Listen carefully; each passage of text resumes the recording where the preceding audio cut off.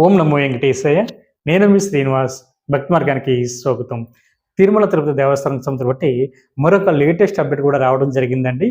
October నెల సంస్థను బట్టి శ్రీవారి యొక్క దర్శన టికెట్లో భాగంగా రేపు జూలై నెల 22వ తారీఖున మధ్యాహ్నం 3 గంటలకి మనకి తిరుమల శ్రీవారి యొక్క వర్చువల్ సేవ టికెట్లు అయితే విడుదలవడం జరుగుతుందండి.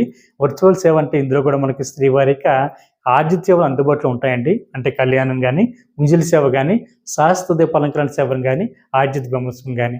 కాకపోతే ఈ వర్చువల్ సేవ అంటే మన ఇంటి దగ్గర కూర్చొని తిరుమల కొండపైన జరుగుతున్నటువంటి సేవల్ని చూసిన తర్వాత కేవలం శ్రీవారి యొక్క దర్శనానికి మాత్రమే మిమ్మల్ని పంపించడం జరుగుతుందండి.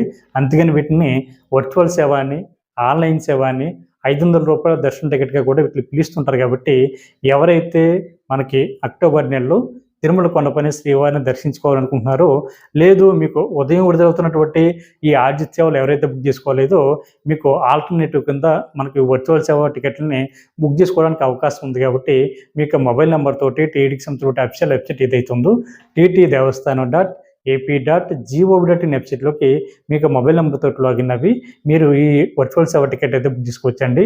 మనకి కళ్యాణ టికెట్ రూ. 1000, ముంజలి సేవ టికెట్ రూ. 500, శాస్త్ర దీపాలంకరణ సేవ టికెట్ రూ. 500, ఆర్జిత బ్రహ్మోత్సవం సేవ టికెట్ రూ. 500 చొప్పున ఉంటుంది. కాబట్టి ప్రతి ఒక్కరు కూడా ఈ అవకాశాన్ని వినియోగించుకోండి.